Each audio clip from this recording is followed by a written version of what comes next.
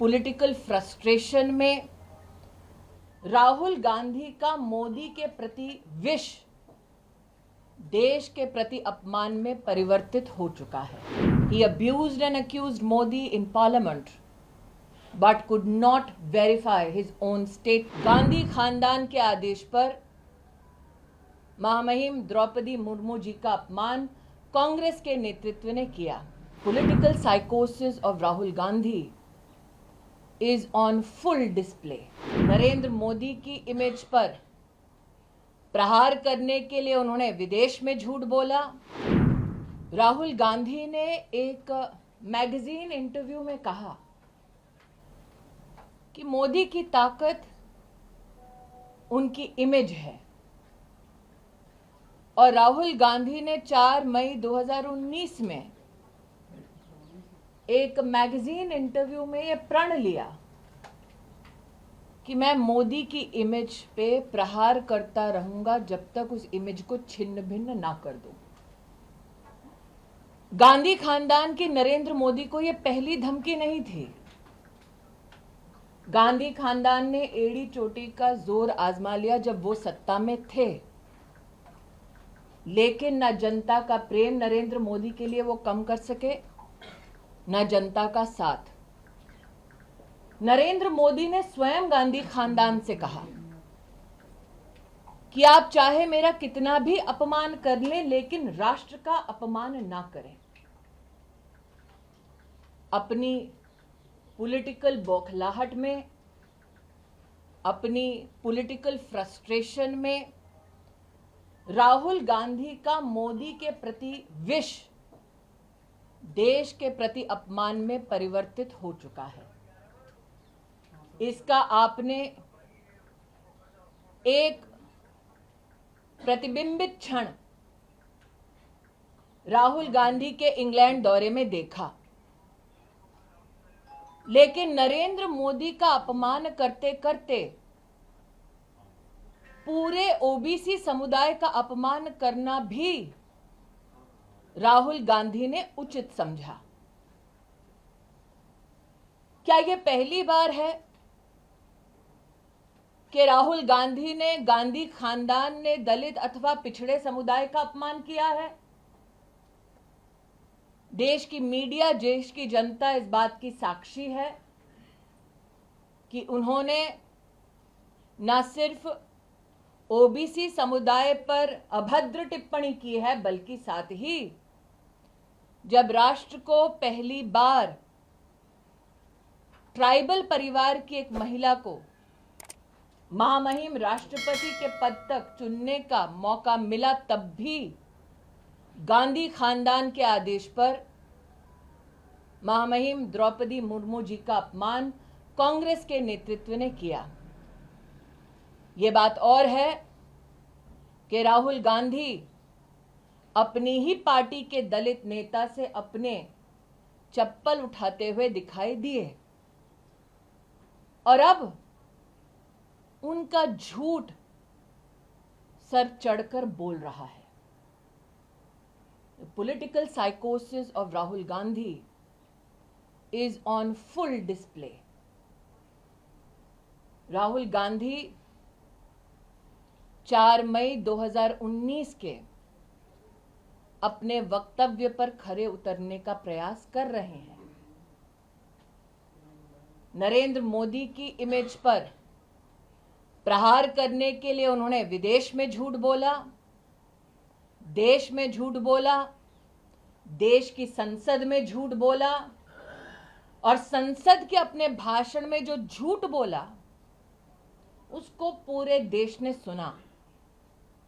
संसदीय कार्य पद्धति के चलते जब राहुल गांधी से कहा गया कि आपने जो कटाक्ष किया है उसको साइन करके एक एक पृष्ठ पर ऑथेंटिकेट कीजिए, राहुल गांधी ने क्या अपने एलिगेशंस को ऑथेंटिकेट किया? नहीं किया. ये वो व्यक्ति हैं जो सुप्रीम कोर्ट के सामने जाकर नाक रगड़कर माफी मांगते हैं. Ladies and gentleman, on 4th May 2019, in an magazine interview, Rahul Gandhi, in his own words, claimed that Narendra Modi's greatest strength is his image. Rahul Gandhi has publicly claimed that he will attack Narendra Modi and rip his image apart. This is not the first time that someone from the Gandhi family threatened Narendra Modi. If we look at the history of the UPA, by hook and by crook, the Gandhi family tried their best to ensure that their arrogant challenge of punishing Narendra Modi for his leadership capacities to deliver development is punished. But what the Gandhi Khandan could not stop was the support of the people of India for the development politics of Narendra Modi. Narendra Modi accepted this challenge with only one request, that while the Gandhi family can attack him, this attack should not translate into an attack on the nation state. But such is the political frustration of Rahul Gandhi that a promise he made to a newspaper and a magazine could not be fructified, and hence he continued with his tirade. Like I said, the political psychosis of Rahul Gandhi is at full display. He abused and accused Modi in parliament, but could not verify his own statement by authenticating it with his own signature. This gentleman who claims false bravado in a press conference by abusing journalists went scurrying to the Supreme Court begging with an apology. That Rahul Gandhi has been convicted by a court for not abusing an individual but an OBC community is known to every citizen of our country.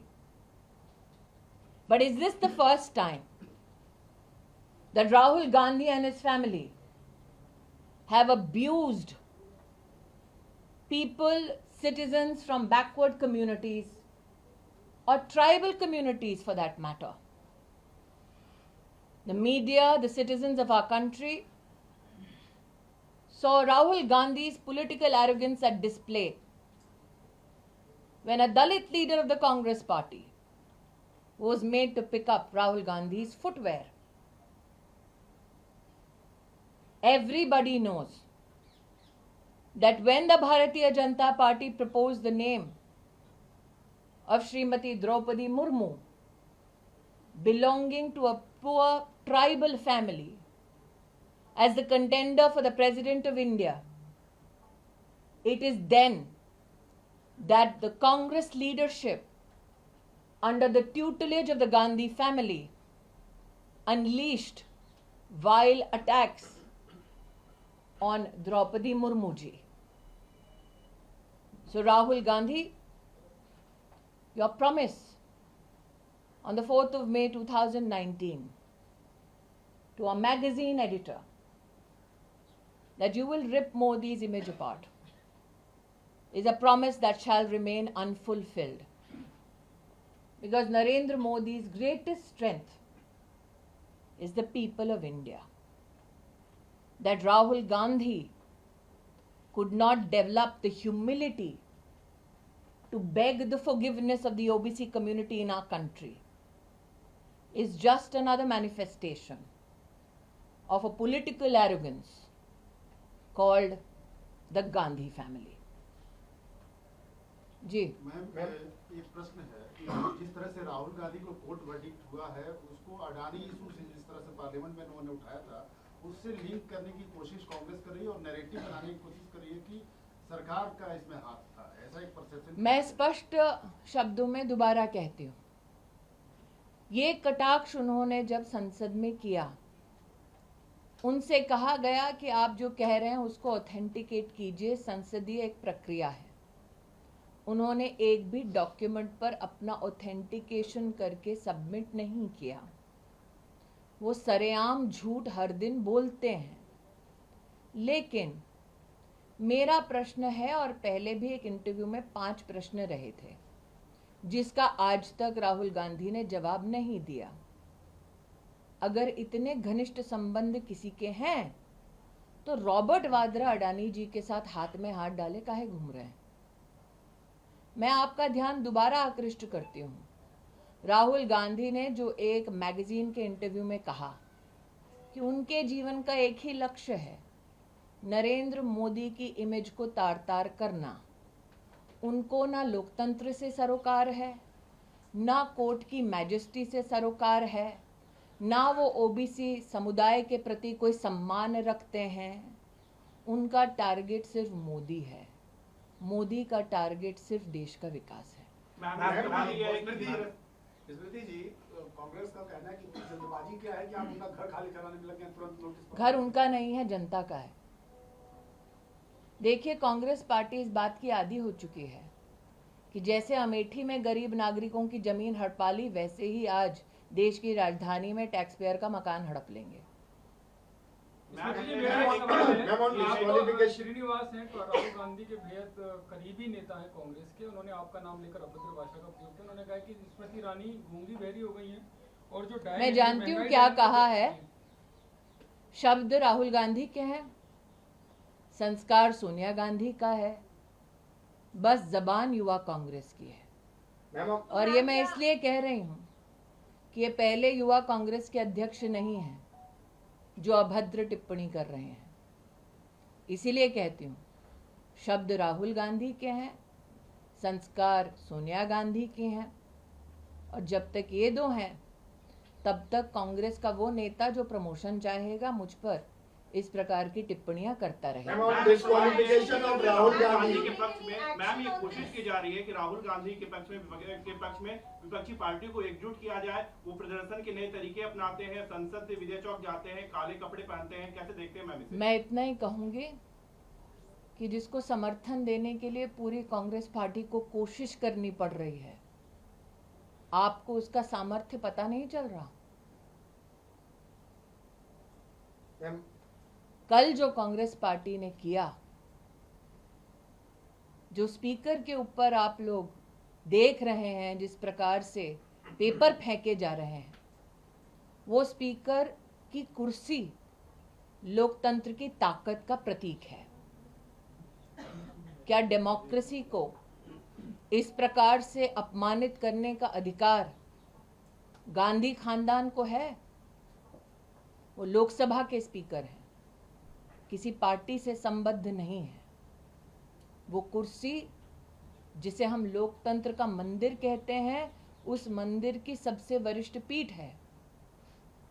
Ma'am, on disqualification of Rahul Gandhi, Vedant Patel of the US Department has said that I think the appropriate response will be given by the MEA, but it is intriguing for me that if you look back at Rahul Gandhi's position in England, appealing to powers across the world to intervene in India, I hope MEA can give a response to this which is to your satisfaction. But this statement compels me to reflect on Rahul Gandhi's position, where he implored that every nation in the world should intervene in Indian democracy. Ma'am, yesterday Congress party leaders were wearing black clothes and all the opposition leaders came out. They had Narendra भाई ने कहा ना कि जब प्रगति बहुत होती है तो कहीं ना कहीं काला टीका लगना जरूरी है।